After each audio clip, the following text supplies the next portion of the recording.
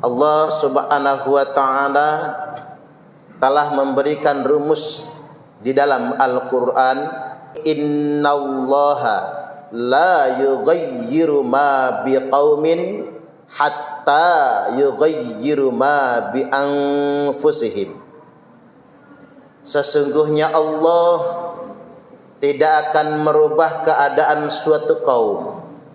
Kaum di sini kita pahami entitas suatu bangsa. Allah tidak akan merubah keadaan suatu bangsa sampai bangsa itu berupaya merubah apa yang ada pada diri mereka sendiri. Ayat ini menginformasikan kepada kita bahwasanya yang maha kuasa merubah segalanya adalah Allah Ta'ala. Itulah mengapa kalimatnya innallaha la yughayyiru ma biqaumin.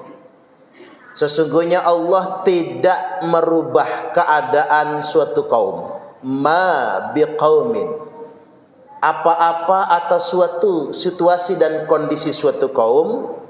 Ini menunjukkan yang maha kuasa merubah bangsa kita, kehidupan berbangsa dan bernegara kita hanyalah Allah Ta'ala.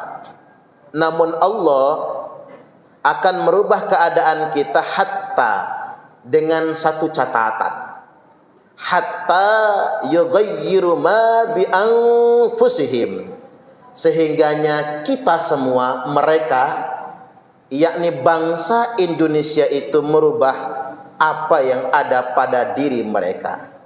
Syarat agar Allah memberikan kepada kita semua perubahan yang positif, yang pertama iman dan amal soleh, yang kedua ilmu dan karya yang bermanfaat. Nah, jika kita balik, seandainya kita tidak beriman dan beramal soleh, seandainya kita tidak berilmu dan SDM kita rendah, maka kebalikannya, jangan harap kita bisa mendapatkan perubahan yang positif.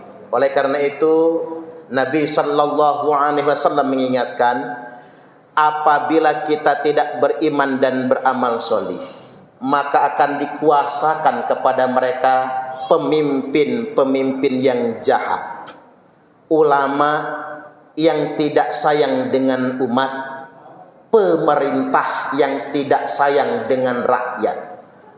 Sejatinya ulama itu alladzina yanzuruna ilal ummati bi'ainir rahmah. Ulama itu adalah orang-orang yang memandang umat ini dengan pandangan kasih sayang. Tapi kalau ulama itu tidak baik, maka dia memandang umat ini dalam kacamata materi. Keuntungan apa yang bisa saya dapatkan dari umat ini? Kira-kira berapa bayaran dari umat yang harus diberikan kepada saya? Ketika ulama kehilangan kasih sayang, dia akan melihat umat ini dari aspek materi, aspek keuntungan. Begitupun selanjutnya umarok. Ketika umarok tidak sayang dengan rakyatnya, umarok hanya berpikir, pemerintah hanya berpikir bagaimana korupsi dan memperkaya diri.